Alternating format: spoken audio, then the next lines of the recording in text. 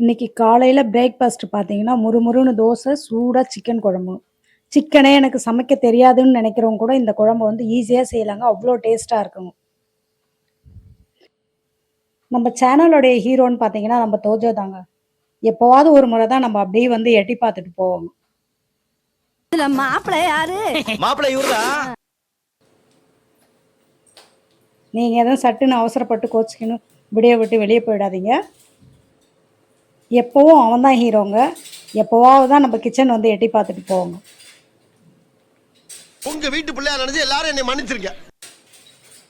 First வந்து ஒரு பாத்திரத்த வச்சுக்கின்னு, அதில கொஞ்சமா எண்ணெய் விட்டுக்கலாங்க. எண்ணெய் விட்டுட்டு பட்டை, லவங்கம், ஏலக்காய் இதெல்லாம் போட்டு கூட கொஞ்சம் தனியா போடுங்க. ரொம்ப நல்லா டேஸ்ட்டா இருக்குங்க.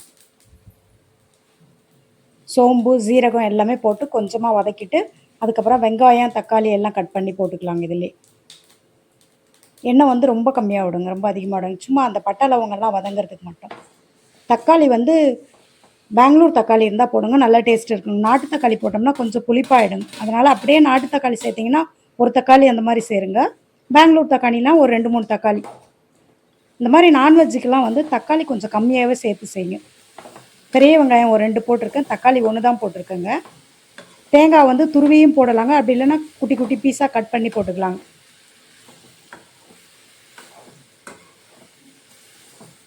நல்லா வதக்கிக்கலாங்க இத. சட்னிக்கெல்லாம் வதக்குறோம் இல்லைங்களா? அந்த பதத்துக்கெல்லாம் வதக்க வேண்டாங்க. அந்த பச்சை வாசனை போற அளவுக்கு வதக்குனாலே போதுங்க இது.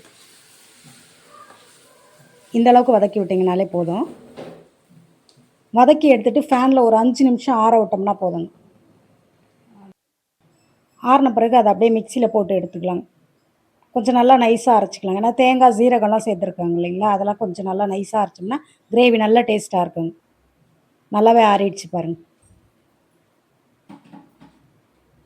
இங்க ஒரு பாத்திரம் வச்சு அது சூடாயின்னு இருக்குங்க. அதுக்குள்ள நம்ம மிக்ஸியில அரைச்சு எடுத்துட்டு வந்துடலாங்க அந்த கிரேவி. ஒரு 2 ஸ்பூன் அளவுக்கு எண்ணெய் சேர்த்துக்கலாங்க. நீங்க சிக்கன் இதுவரைலாம் சமைச்சதே கிடையாதுன்னா கூட இந்த மாரி செஞ்சு பாருங்க. நல்லா டேஸ்ட்டாவும் இருக்குங்க. ஈஸியாவும் செய்யலாங்க.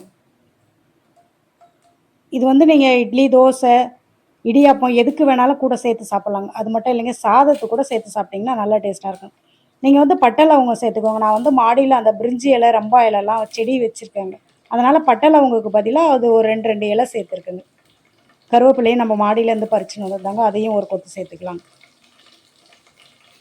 இந்த கருவேப்பிலை சேர்க்கறதுனால டேஸ்ட் எல்லாம் மாறாதுங்க. ஸ்மெல் எல்லாம் மாறாதுங்க. ஒரே ஒரு கொத்து தான் சேர்த்துருக்கோங்க.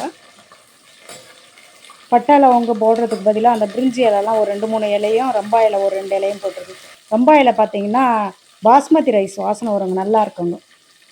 பிரிஞ்சி இலை வந்து பட்டை, லவங்கம், ஏலக்காய் எல்லாம் சேர்த்தோம்னா எந்த ஸ்மெல் இருக்குங்களோ அந்த மாரி ஒரு வாசனை இருக்குங்க. கூடவே ஒரு ஸ்பூன் இஞ்சி பூண்டு சேர்த்து வதக்கிடலாங்க. சீக்கிரமாகவும் செஞ்சிடலாங்க இந்த குழம்பு. டேஸ்ட்டும் நல்லா இருக்குங்க. நம்ம கட் பண்ணி போட்டு செய்கிறத விட இந்த மாதிரி அரைச்சி ஊற்றி செஞ்சோம்னா டேஸ்ட் ரொம்ப நல்லா இருக்குங்க.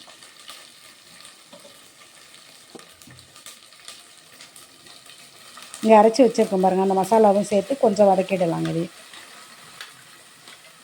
இஞ்சி பூண்டு வதங்கின உடனேவே இந்த மசாலாவை சேர்த்துடலாம்.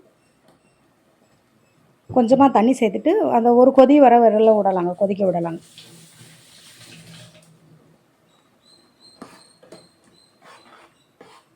இந்த மசாலாலாம் நல்லா கொதிக்க ஆரம்பிச்சிருச்சு பாருங்கள்.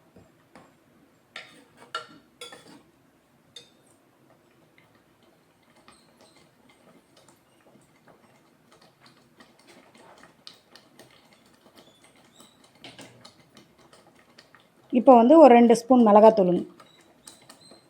மீடியமான காரம் போதுன்றவங்க ஒரு 2 ஸ்பூன் சேர்த்துக்கலாங்க. நல்லா காரமாக சாப்பிட்றவங்க இன்னும் கூட உங்களுக்கு எந்த அளவுக்கு காரம் வேணுமோ அந்த அளவுக்கு மிளகாத்தூளை கூட்டியோ குறைச்சியோ போட்டுக்கலாங்க. ஒரு 1/2 ஸ்பூன் மஞ்சள் தூளும் சேர்த்துக்கலாங்க.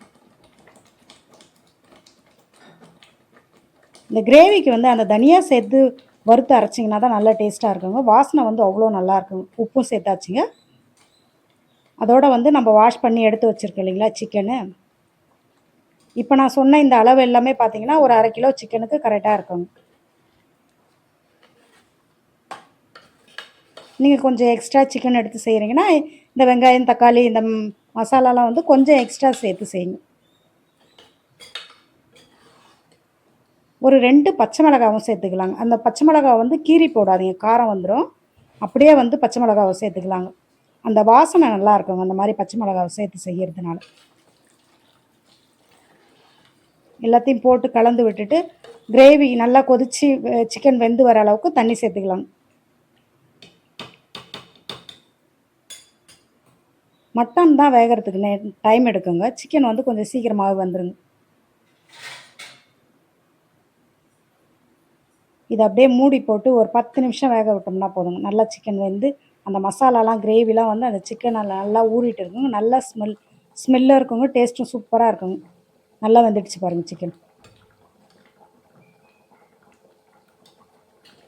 அப்படியே வாசனை சூப்பராக வருதுங்க குழம்பு.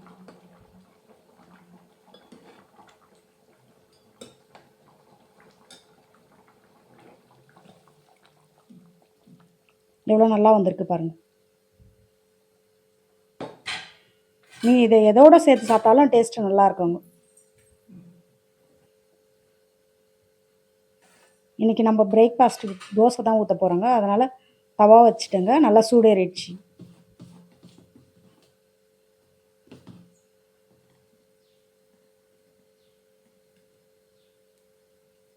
சூடாக முறுமுறுன்னு இந்த மாதிரி தோசையை ஊற்றி அது கூட அந்த சிக்கன் குழம்பு வச்சு சாப்பிட்டோம்னா அவ்வளோ டேஸ்ட்டாக இருக்குங்க.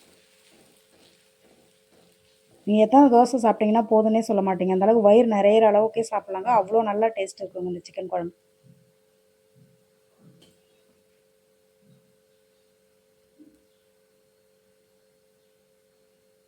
அப்படியே மேலாப்பில் ஒரே ஒரு ஸ்பூன் எண்ணெய் விட்டால் போதும்.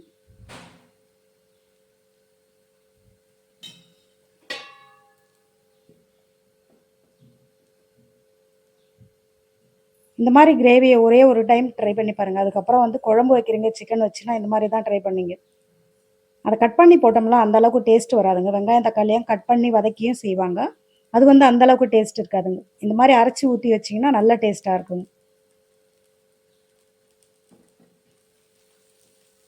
அந்த தக்காளி மட்டும் கொஞ்சம் வந்து கவனமாக போடுங்க. ரொம்ப அதிகமாக போட்டிங்கன்னா குழம்பு வந்து புளிப்பாயிடுங்க. நான்வெஜ் எல்லாம் வந்து அந்த புளிப்பு வந்ததுனாலே நல்லா இருக்காதுங்க.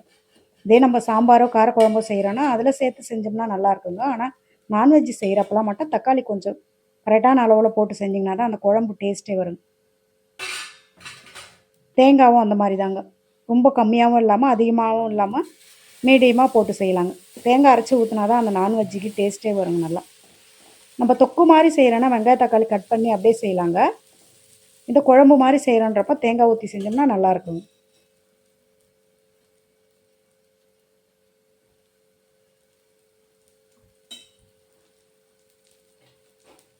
தோசையும் சூப்பராக முறுமுறுன்னு வந்துடுச்சுங்க. குழம்பு கூட ரெடி ஆகிடுச்சிங்க. இந்த மாதிரி செஞ்சு சாப்பிட்டிங்கன்னா சிக்கனையோ தோசையோ சரி குழந்தைங்கலேருந்து பெரியவங்க வர எல்லாருமே விரும்பி சாப்பிடுவாங்க. அதுவும் சூடாக சாப்பிட்டோம்னா சூப்பராக இருக்குங்க. இந்த மாதிரி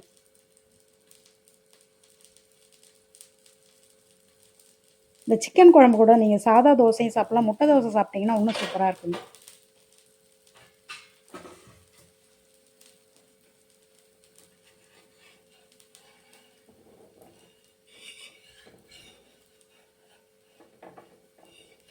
தோசை எப்படி தவாவில் ஒட்டாமல் சூப்பராக வருது பாருங்கள்.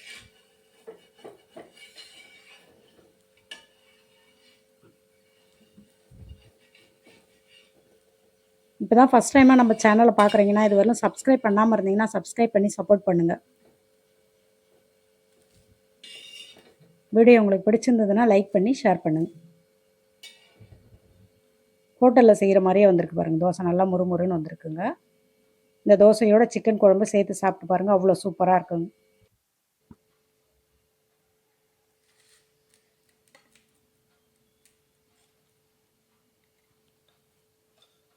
எப்ப பார்த்தாலும் சோறு சோறு சோறுன்னு.